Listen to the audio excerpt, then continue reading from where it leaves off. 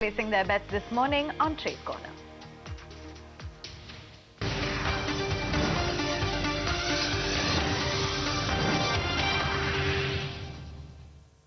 All right, let's connect then with Dr. C.K. Narayan as well as Kunal Bothra. Good morning, gentlemen. Dr. Narayan, what is it that you're flagging off this morning on the charts?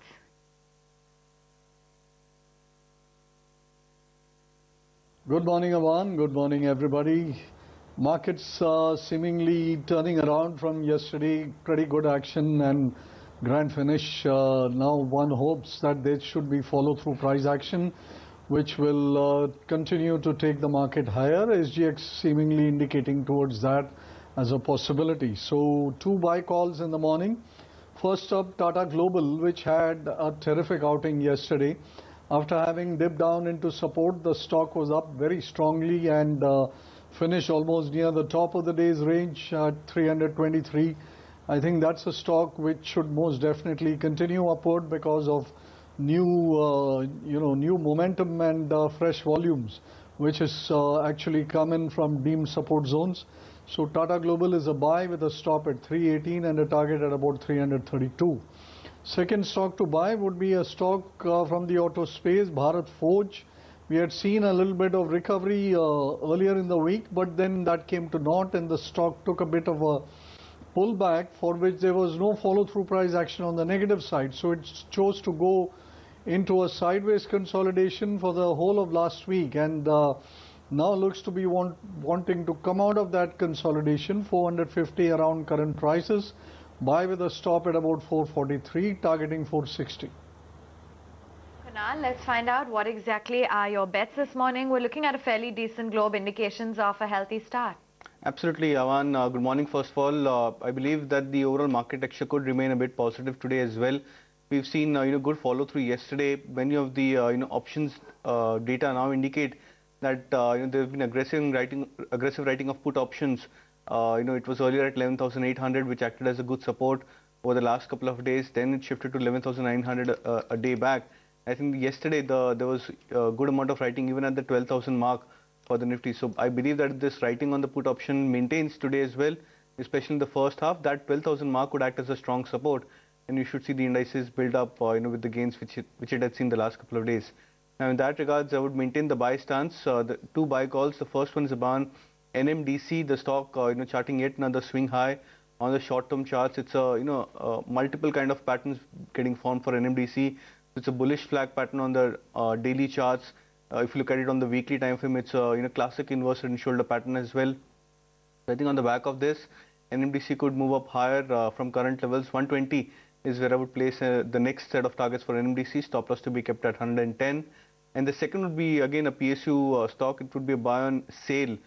Steel Authority. I think many of the metal stocks are showing classic signs of reversal. SAIL has formed a bullish flag pattern on the daily charts, but I think more importantly, there have been strong cases of indicator breakouts both on the weekly as well as on the monthly time frame for SAIL, and I believe that this could lead to a potentially a very strong positional breakout for SAIL. So that's also a buy. 46 as a positional target and stop loss to be kept at 36.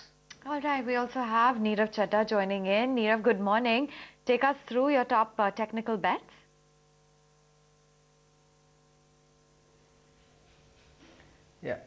Yeah. So just a bit on Nifty first. See, Nifty, I do believe Nifty is likely to move up further. See, the only thing I'd like to add to Kunal's view is the open interest part. Nifty open interest at this point of time is around 1 crore 40 lakh shares odd. Now, with this open interest becomes very difficult for Nifty to move down. Yeah, there are about 100-200 points move can come on the downside, but a big down move is very unlikely to come. We need high open interest for that, and that is what we are not having from the last 2-3 months. So I believe whenever Nifty comes down, it is a buying opportunity. Having said that, I believe 12,200, 12,250 is likely to come very soon. Moving on to the stocks specific front, see, Both are buys. The first one is a buy call on Siemens. Siemens, after a brief fall from 17 odd, 100 odd, I believe it has started to make a bottom kind of a formation. Some huge volumes were seen around the 1580 odd levels, sorry, the 1480 odd levels. I believe it is making a good consolidation bottom. Also an inside candle on the same on the weekly, which is a positive. It can now move up towards the 1530, 1540 odd levels. So one can buy Siemens at current levels with a stop loss of 1460. The second stock is a buy call on Ashok Leyland. Now Ashok Leyland is making a higher top higher bottom formation ever since it touched its bottom of 60, and that's on the daily chart. So you know, it has now made a bottom, touch the 50-day moving average, which has proved to be a good support area on the downside. Every time it comes down, makes a swing bottom, and then you know goes on to make a newer top on the daily. So I believe it can go up towards the 84 85 odd level. So one can buy Ashok Leyland at current levels with a stop loss of 75.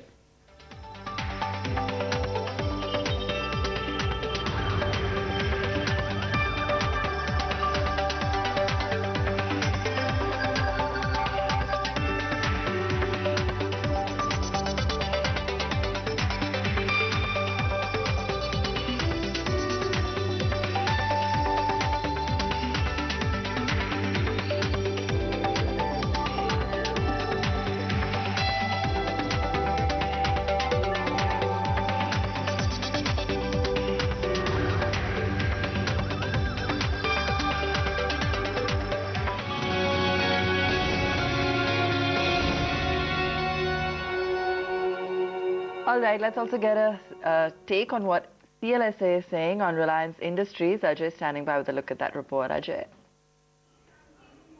CLSA now is coming out and talking about the same point which we have been discussing on the channel for some time now.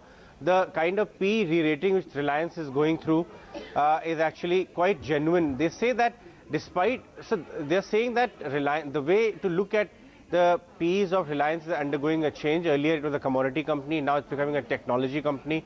So multiple is expanding, and despite a 10 lakh crore MCAP size, if you purely look at valuation terms, Reliance still is one of the cheapest large cap stock, not only in India but also Asia, compared to the product mix which the company is actually saying. They're saying that EBITDA expansion will actually happen most from the consumer and technology businesses, hence now 18-20 times will become the new normal. So a lot of questions are being asked at 10 lakh crore MCAP, is there further room for expansion in this stock or not?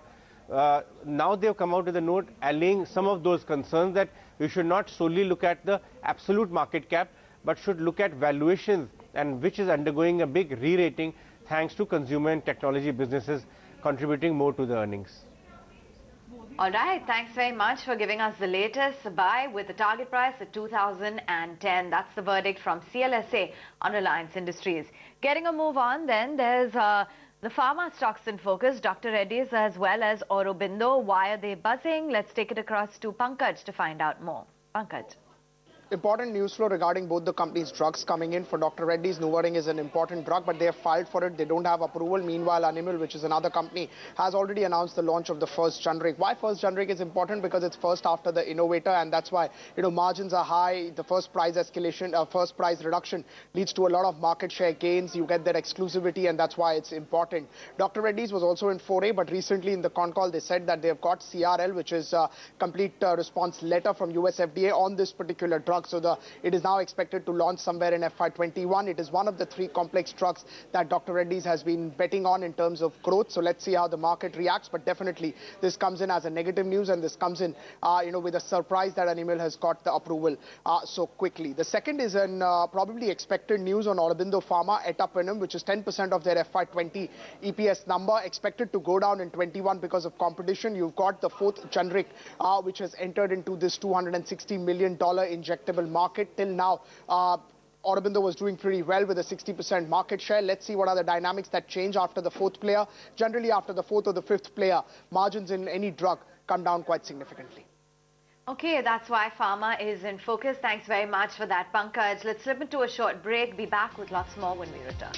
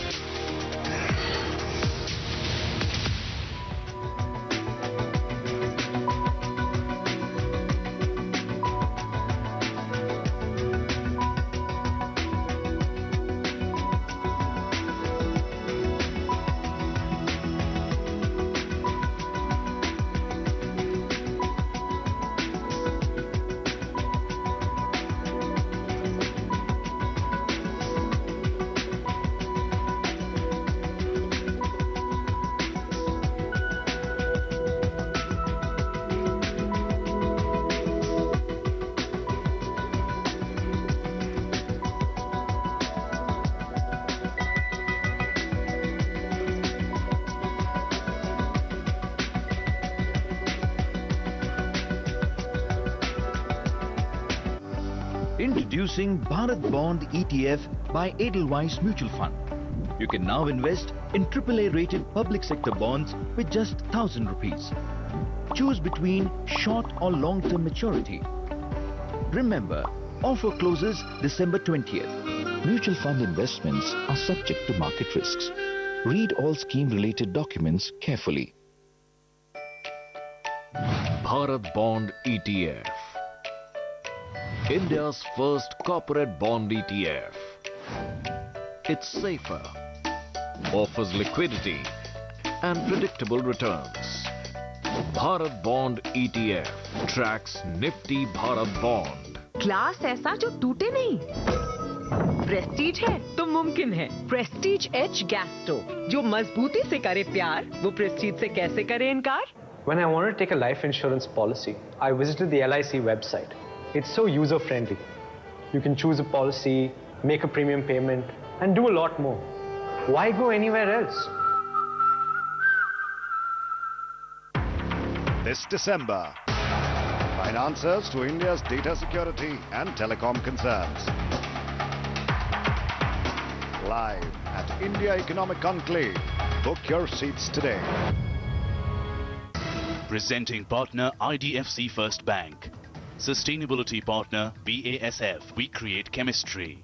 Mutual fund partner SBI Mutual Fund. A partner for life. Logistics partner Dedicated Freight Corridor Corporation of India Limited. Transforming transportation. For a new day partner Toshiba. Associate sponsor GE. Teachers classes. Bada Business, an initiative by Dr. Vivek Bindra. Insurance partner LIC. Education partner Deakin University. The story is centuries deep. It starts with the vision of wise men who weave a masterpiece they call home. They venture on journeys full of twists and turns to treasures of awe, of beauty, waiting for you to arrive. Abu Dhabi, your extraordinary story. 5G is the digital revolution which is changing every business across all sectors. The world is embracing 5G technologies and providing use cases for others to replicate. The big question is, are we ready for 5G? Presenting India Mobile Congress 2019. A mega technology event in Asia where some of the biggest tech companies participated to give an insight into the latest innovations in the 5G arena. An array of industry leaders also discussed the 5G roadmap for India. This weekend, only on ET Now.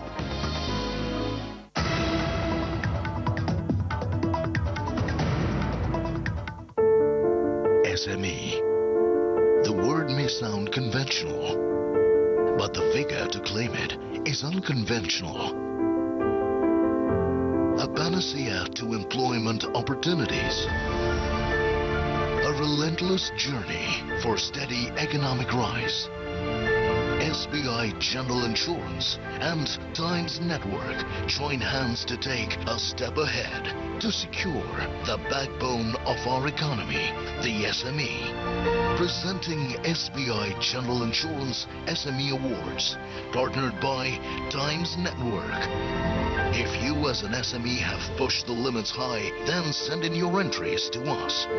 We will ensure that your future dream is secure. When you change to an electric car, you reduce pollution, both outside and inside. Change what you can with the MG ZS EV.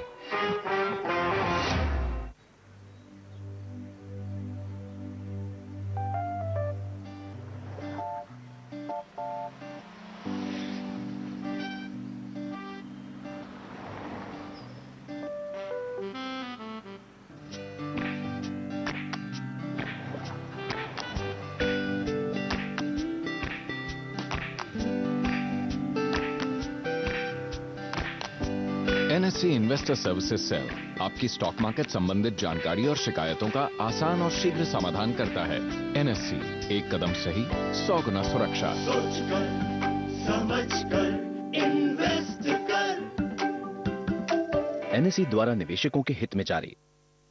मेरे लिए सबसे precious है time, इसीलिए LIC की website पे online premium भरता हूँ। अब लाइफ तो सिक्योर्ड है ही, टाइम भी बचता है। एलआईसी है तो और कहीं क्यों जाएं?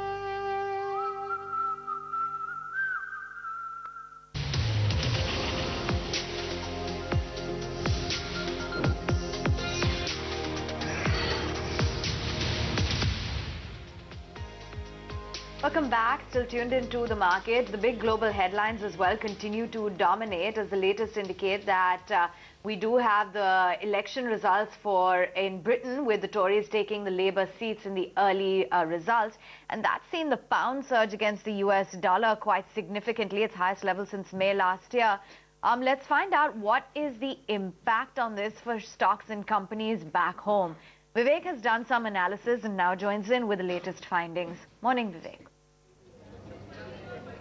Well, good morning. So what we have to track in today's trading session is the fact that number one, you've also tracking the the UK elections, as well as the fact that the US and as well as China have indicated an early closure of the phase one of the deal. Now remember, on the back of this news, yesterday the pound has actually gone ahead and gained the most in over 4 years. Now remember, a lot of Indian companies have exposure to the UK market, and none more than the Tata Group. Remember, TCS has significant exposure, but more importantly, you have to watch out for Tata Steel as well as Tata Motors. Now remember, Tata Steel will be in focus on the back of two important triggers. Number one, base metals have been on a surge in the last couple of trading sessions, and also given the fact that the company has a significant presence in the UK region. The other thing, of course, is Tata Motors. Remember, JLR will be deeply impacted by a soft Brexit, or whether there is a referendum on an earlier exit, or even, if there is a referendum on a no Brexit.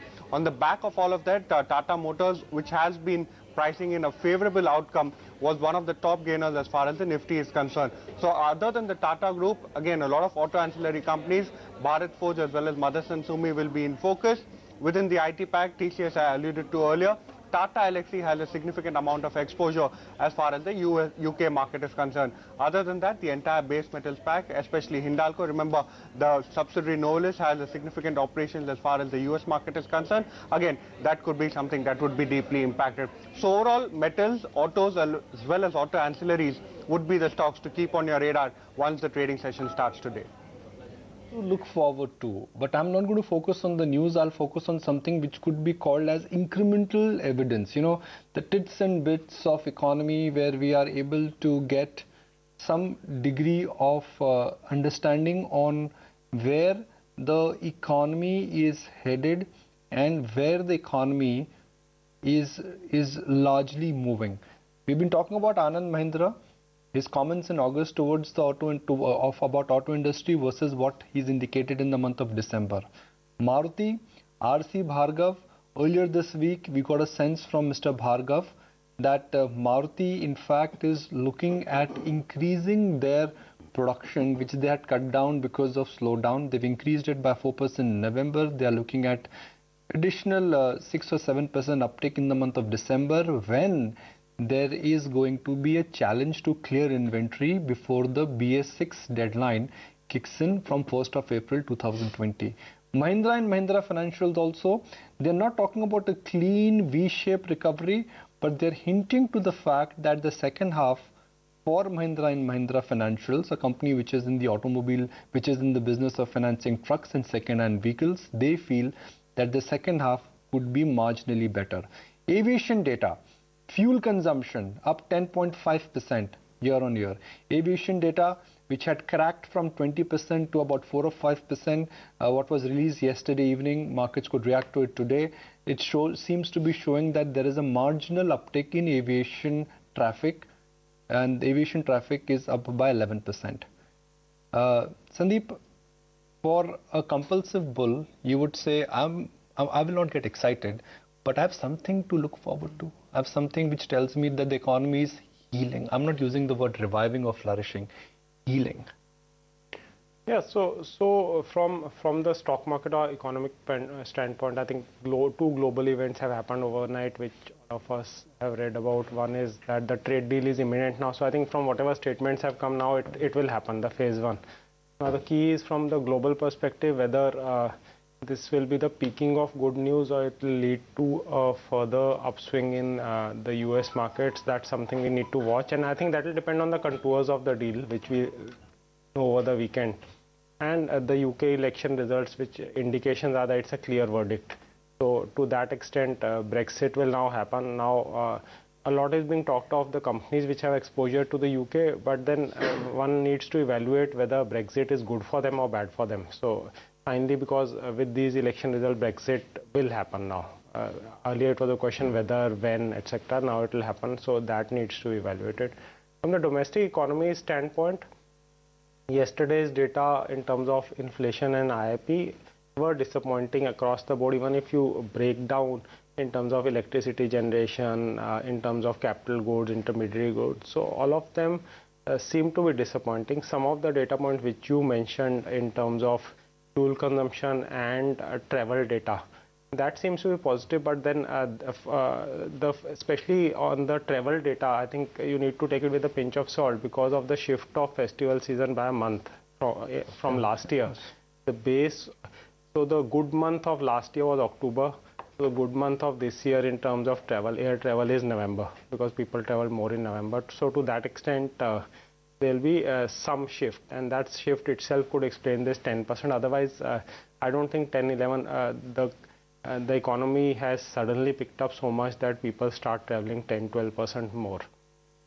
So I would think that from the global standpoint, at least we are safe in a way that global risks seem to be receding a bit, but domestically the economy is, I don't think it's doing anything great at all, because even today I was reading in Times of India, there was an article that this entire NBFC refinance scheme, not a single penny has been disbursed because it's just not taken off, because with a 10%, if you give a protection of 10%, no one is going to take debt on their books, which can the entire thing can go belly up. Debt is not like equity, you can exit with a stop loss. Either you get money or you get wiped out. So I think a lot of these plans, unfortunately, are, the thinking behind them is good, but then they are so bureaucratic that from the domestic standpoint, they are not helping the economy. Even this entire real estate, AIF and all that, I don't think it's going to happen. So I would think downside risks get protected from what is happening globally, but the upside, I don't see any upside playing out in any significant manner. Okay, I was just joking with you, Sandeep, that every so often we're talking about Tata Motors, but can't help it. Also running up on the potential Brexit solution, obviously, because yesterday we saw a big move on Tata Motors coming in. But we were also talking about in the morning whether or not we're starting to see green shoots, price hikes, positive commentary. I know you said it's the actual recovery may still not be imminent for a while, but would you take a second look at this point, or at least take note of what's happening with regards to some of these auto names? So auto, the point is that I've been optimistic on Maruti, so we already hold Maruti, and to that extent, I think that remains the best play whenever the recovery happens. But my expectation of the recovery was better than what is actually happening, because my view was that during the festival season, recovery will start, inventories will be cut down, and subsequently we'll again start seeing, if not double-digit growth, at least 5-10% kind of growth will start. But that also doesn't seem to be happening, because the last month's data also indicated flat to down for most of the auto companies. So it's taking more time than expected, and I think that's because of the fact that many of the NBFCs are out of the system who are aggressive lenders, especially in the auto and consumer loan segment, and it's only the banks which are lending. So as the liquidity prices absorb for those NBFCs, maybe we could see a better recovery. And Tata Motors on the Brexit play? It's a tough evaluation, because Tata Motors actually has manufacturing in the UK. So they have shifted part to Czechoslovakia and other countries. That's what they're claiming. That look, we want to de-risk ourselves from Brexit. Yeah, so that's why the de-risking. How does it play out? Because whatever manufacturing you do in the UK, you actually benefit if the pound is weak, because it's export. But if the pound is strengthening so much, in the near term, it could actually hit margins for Tata Motors. So the end of uncertainty play creates an uptick. but actually fundamentally it has to be more closely evaluated. My guess is fundamentally it would be more the US-China trade deal, and if there is a bottoming of the Chinese economy, that is more beneficial to JLR rather than Brexit by itself. So if China demand starts to pick up a bit, that could actually be more beneficial. You know, my logic is, and before we get into more stocks, is that when Brexit happened, there was a shakeout which happened. And it was not once upon a time. A couple of years ago, when actually it appeared that Brexit will happen, TCS, Tata Motors, the UK-related companies, they shook. There was a sell-off in India. There was a sell-off in emerging markets because the rollout of Brexit would have come at a cost. If the US elections go what the leads are indicating, UK elections go as lead are indicating, that means Brexit would be rolled out. So I wonder what is the reason to celebrate? Because when Brexit initially was supposed to be rolled out, it really had an impact on the businesses and the fortunes of currency, you know, large banks, shipping companies, even auto companies and IT companies. So Brexit, Sandeep, in the long term is actually not good news but bad news. Today you may breathe a sigh of relief that uncertainty is over. But when, you know, it's like saying when Brexit happened, oh my God, oh my God. Today we are saying thank you, Brexit is happening. Yeah, but I think, like you said, I think more just the uncertainty, because this has been so ongoing for so long. But bad news, you cannot celebrate that bad news eventually will be coming out. I mean, that's not uncertainty getting over. That's my limited point. Yeah. Yeah, so what you are saying is absolutely right, because now the companies will actually need to plan for UK to operate as a separate economy from the European Union, and to that extent it will be disruptive in the short run. So once Brexit happens, I think the next 3-4 months after that could be very disruptive, especially for companies.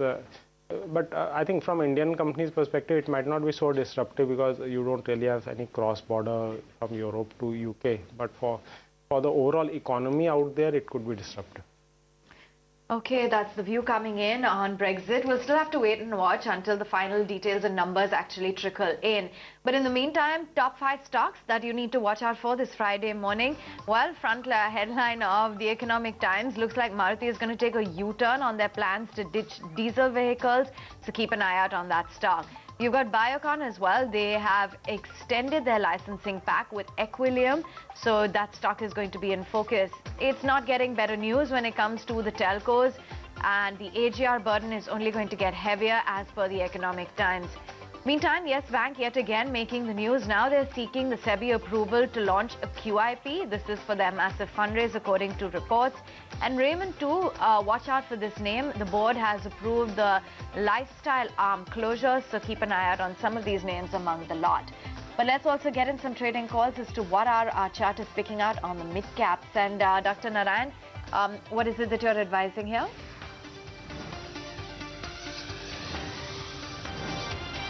I'm looking to create a buy position in Adani Enterprises. I like the way the stock is shaped up on the charts. Nice strong drive upward and then a complete consolidation. Very little willingness to surrender what has been gained already, and the gains have been considerable. So that is very significant. And short-term oversold position on the momentum charts indicate that there could be a revival, and yesterday's price action is clearly hinting at that revival having commenced. So at the current prices, recommending Adani Enterprises as a buy. A stop loss of about 4-5 points from entry should be maintained, and a short-term price target which should be in the vicinity of 220-225. Okay, Kunal, what's standing out from the mid caps? Your top bet? Well, it's a ban Manappuram. The stock doing extremely well in the last couple of days, coming back and bouncing from its 50-day moving average. Volumes have moved up significantly higher in the last 2 days compared to what was in the last, I think, a week or 10 days prior to that. So I believe that this could be a very strong breakout for Manappuram as well. Would suggest a buy with targets of 182 and stop loss to be kept at 167. Okay, and Nirav, let's get in your bet.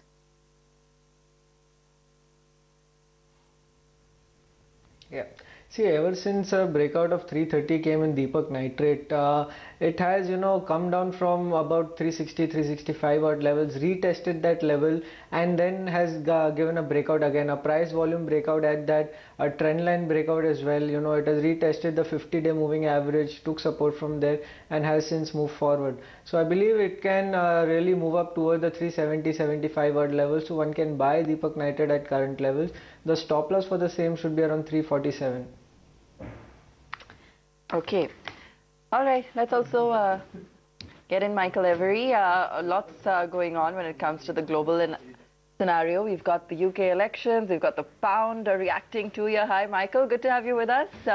Firstly, what are you making of this move on the pound? Clearly, they're already pricing in the election outcome.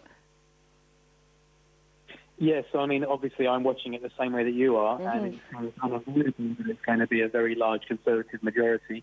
It could have been even larger if the Brexit Party hadn't split what is effectively the Leave vote in some areas of the country. But it's absolutely going to be Boris Johnson as Prime Minister, and it's absolutely going to be the Conservative Party in power. Now, there are obviously lots of lingering questions, because one other thing we're seeing is that you're getting a nationalist vote in both Scotland and a majority nationalist vote in Northern Ireland. So the integrity of the UK longer term is a question that the market is not choosing to focus on. But if you were short sterling because you were afraid of a Corbyn victory or of a hung parliament, then absolutely it's time to go long today. And as a result, of course, yes, we're seeing sterling up, quite heftily. And I'd imagine it will stay there for a while until people start factoring in that the whole next set of problems then kick on from where we are today, which is what do you do with Scotland? And what do you do after you've left the EU in around 6 weeks from now? What does it mean in terms of future trade relations? And the whole clock starts ticking all over again to a potential end 2020 fear of a hard Brexit. So enjoy it for now. You know the relief in your voice, Michael, as with stock markets, where they're like, okay, this could actually be, as you just said, a good end to the year if there's no major deadlock. Clearly from a market point of view, as you said, they're ignoring all the other issues. They're clearly just focusing on the fact that they want to see this through. I think one can safely assume that at least is a clear takeaway, that everyone now just wants a deal done. Well, a majority of the country do, or at least using a first-past-the-post system, majority of the country do. I mean, that's the unequivocal message here. Remember that we did have the Liberal Democrats running initially saying that they were going to revoke Article 50 and just cancel Brexit. We had Labour running saying let's have another referendum. And yeah, the voice of the country appears to be just get on with it. Of course, it's not going to be a simple process, and you can't just get on with it when Europe also have to decide too whether it's got on with or not. But certainly it does represent that the gridlock is broken, and that, we can attempt to try and move forwards. All right, Michael, I think once we do have the exact numbers, there will be a little bit more clarity. But for now, thanks much for joining in and giving us your take on what the actual, repercussions could be, as well as your outlook on what's happening with the Brexit vote. Sandeep, you just heard out my colleague Vivek a while ago talking about, the impact of what the pound could have on companies back home, Tata Steel, Hindalco, Motherson, Tata Motors as well. Are you looking at any, on the back of this trigger closely at any of these names or businesses? Not because of this trigger, but overall, I think if the US-China trade deal happens and the US dollar continues to weaken, so the reflation will be a trade for next year. So to that extent, the commodity stocks could do well, and to that extent, Tata Steel could do well. So just on Brexit, it's very tough to play. I think it's very easy to react on a particular day to a particular event, but I think the contours of how exactly Brexit will happen, whether the deal will undergo some change, if there is a very strong majority for Boris Johnson, will something be renegotiated, etc. I think there are a lot of uncertainties on that, and an actual Brexit will create friction. So that friction is normally negative for growth rather than being positive. So I think these are the things we need to evaluate. So I think more than a trading play, a fundamental play at this point of time cannot be made. Okay, fair enough. It's interesting though, Sandeep, isn't it? We were counting down to this week with so many triggers, Fed, Brexit, Trump, I mean, everything happening really. But at least, as Michael said, everyone seems to be in the mood to kind of close the year at least on a peaceful note, even if we restart with some of the important questions you've raised. Yeah, and that's true. So I think the week started with a lot of events lined up. Yeah. And as the week ends, I think most of the events are playing out favorably. So I think the perspective, what the markets will evaluate, I guess, going forward is, so is this the peaking of the good news, or because global markets are at highs, like US markets are at all-time highs already, and or this will create a further upside. So I am not really very sure on that at this point of time. Okay, well, we're going to talk more about that in a moment. But first, let's also take a look at some of the headlines from the Economic Times this morning. Maruti Suzuki reconsidering the plan to ditch diesel vehicles from its portfolio after key rivals decided to continue. That's according to the Economic Times. And while the nation's top car maker does feel it would miss out on a sizable market share leaving diesel, its rivals have decided to stay put. The Department of Telecommunications is set to hold Bharti Airtel liable for some of the AGR dues that Videocon Telecommunications and Aircel owe the government, as the Sunil Mittal-led company had bought some spectrum from the two bankrupt carriers back in 2017. Capital market regulator SEBI has recently alerted custodians that it has come across instances where such trades have taken place. SEBI has informed foreign and local custodians to adhere to regulatory guidelines which bar FPIs from such short selling in the Indian market.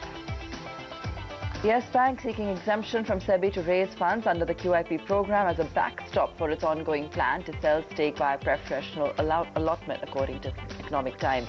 The lender, which is planning to raise as much as $2 billion via a share sale, wants to keep options open as it negotiates with prospective investors.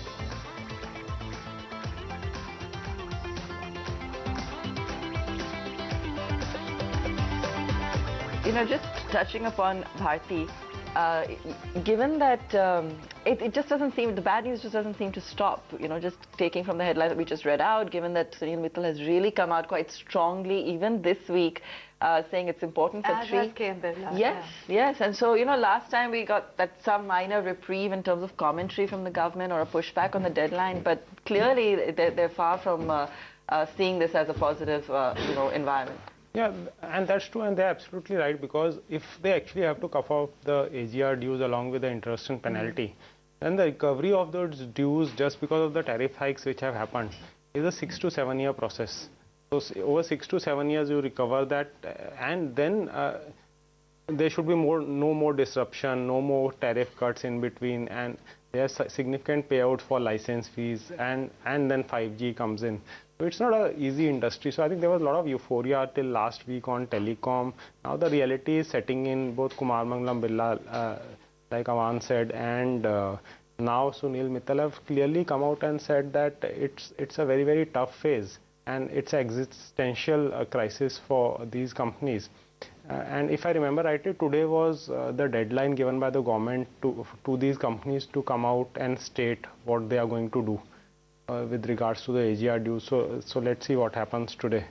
But the flip side, Sandeep, is that if you take a very holistic and a very you know, balanced view, AGR relief should come, because government does not want the sector to suffer, and this is one sector which in a sense has really attracted a lot of foreign investment, where up until now, with the exception of a Singtel or you know one or two players, it's not been a very happy marriage, so to speak. I mean, telecom is one space which has attracted a lot of investment, global investment, and those investments have got drowned.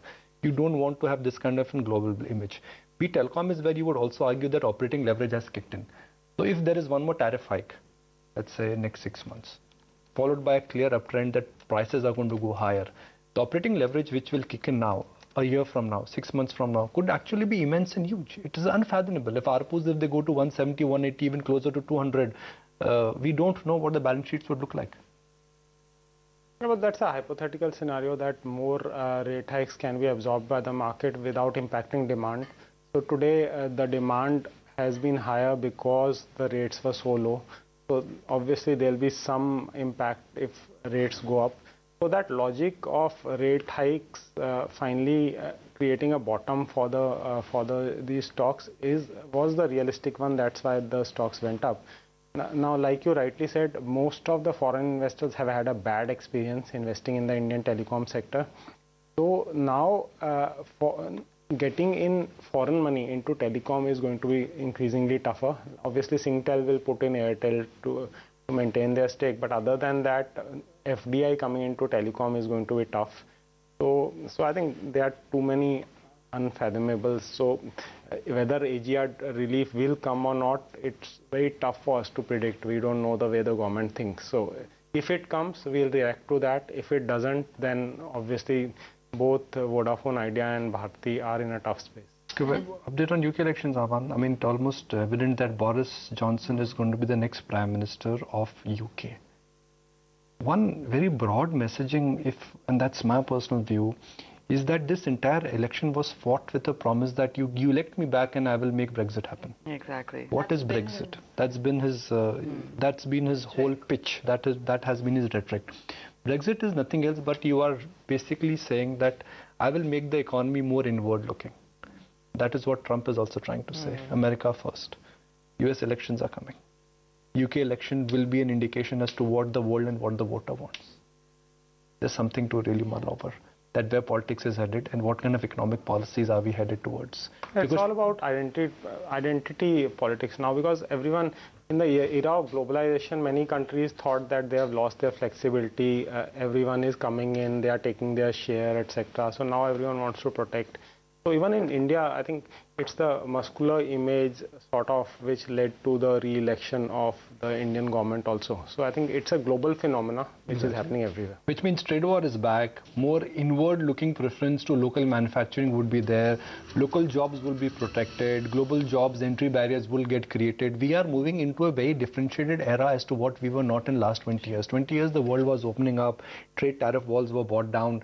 Now I'm not saying trade tariff walls will come back, but in terms of in political messaging, in terms of an economic policy, it's going to be the prioritizing which would be important. I mean, if trade barriers were high, China would have not reached what they've achieved because exporting they are out of prosperity.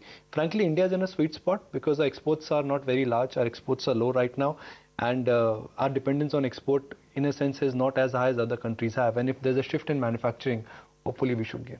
I always look at the bright side. That's my nature, but. Yeah, but if the trade deal happens, then that shift in manufacturing story also might not. But do they want it, Sandeep? All I'm saying is that if one takes a leaf from the UK election, it was fought on when Brexit happened, they came out with a poll which said that, okay, you know, it was a mistake. Nobody really wants Brexit. But today the verdict is indicating that the people of UK, they want Brexit. What is Brexit? It is like you're saying that, look, I'm making the economy more inward looking. Very simple. Yeah, but the US is a very different country because they are more focused on the economy. So it's all about the economy out there, how prosperity, etc. So my guess is that now they are actually feeling that if there is no reduction in tariffs, etc., the inflation which has already started to pick up in the US would pick up substantially going forward, lead to rate hikes, and to that extent this entire. So I think from the US president's perspective, he doesn't want the stock markets to do badly next year, because a bad stock market is not good for his re-election bid. He wants the stock markets to do well. So everything is focused on that actually. You know, CK has a strong view on elections. So I'm going to throw it to him. CK, for a minute, let's not talk technicals. Let's talk elections. UK elections.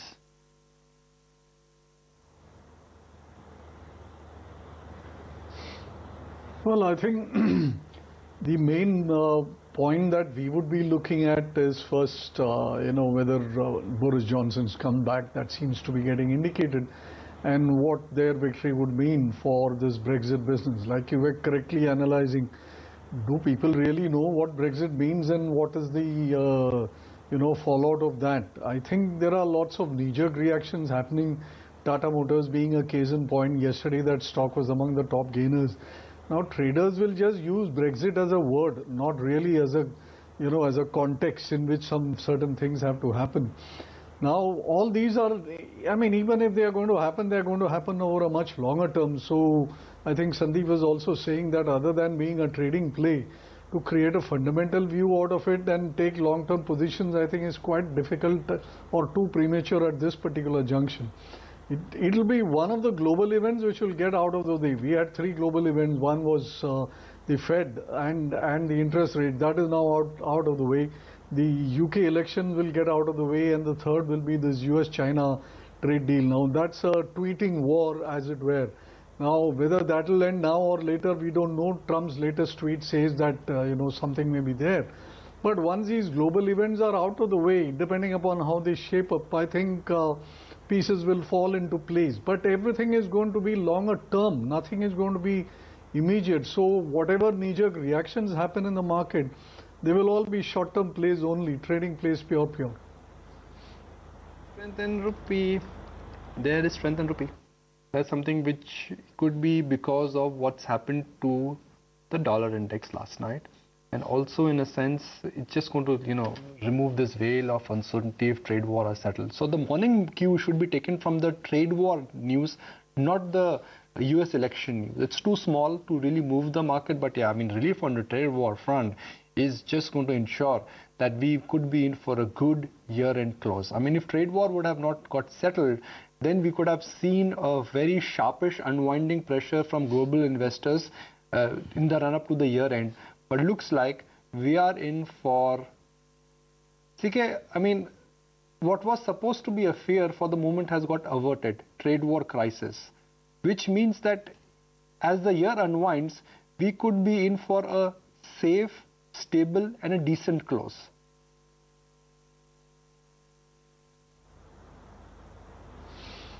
Well, that is the hope and expectation, and and the way this trade war thing has gone on, I think people have somewhat got inured to its effects, because every alternate day there is some, it's going on, it's going to end, it's escalating kind of stuff. Now everybody is just looking for it to end, and if it ends favorably, I think global markets will have one big push to the upside, because any form of good news generally tends to produce at least a short-term push to the top side. Now, whether that will be a kind of topping phenomenon for the US markets, that maybe remains to be seen, because for the US markets, it's a very, very big piece of news. And then, of course, the fallout of it for the rest of the globe.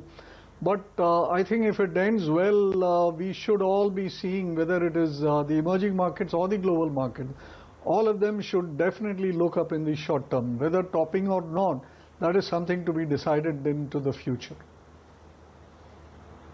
View coming in on the currency, which is also hogging the limelight. But let's focus in on the kind of data that we've got from the aviation space, and Pankaj is here to break it down for us. Pranay, pardon me, Pranay.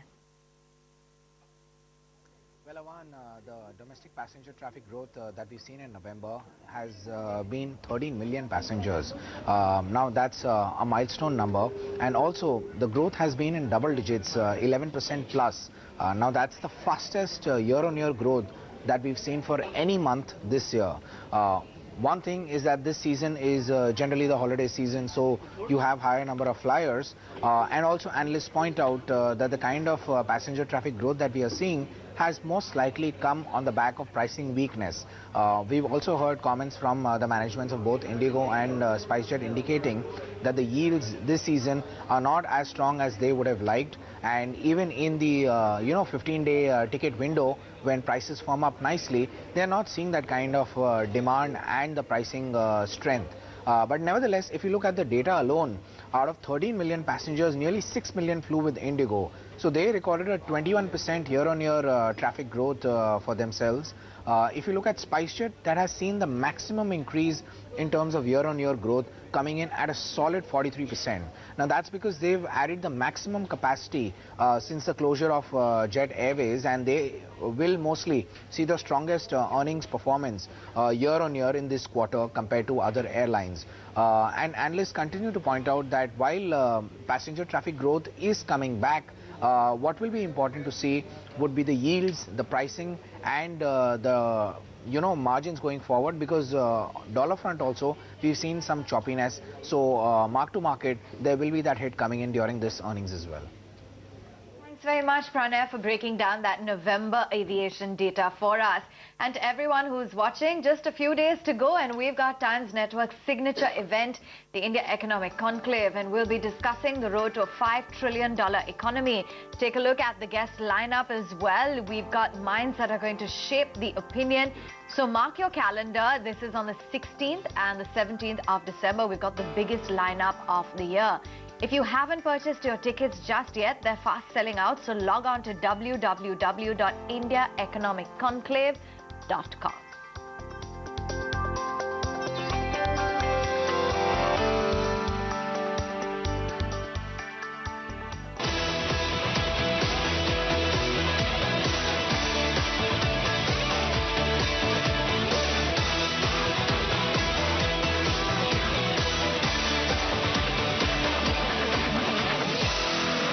Presenting partner IDFC First Bank.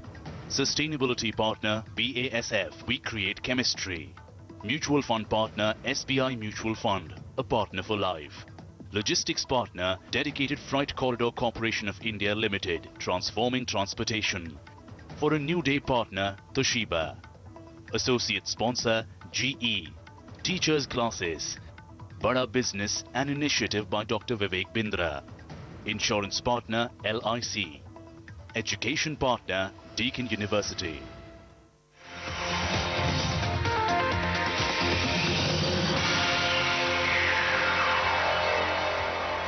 As the Citizenship Amendment Bill finally becomes law after the President's assent, violent protests continue ravaging the northeast. At least 2 people have died in Guwahati.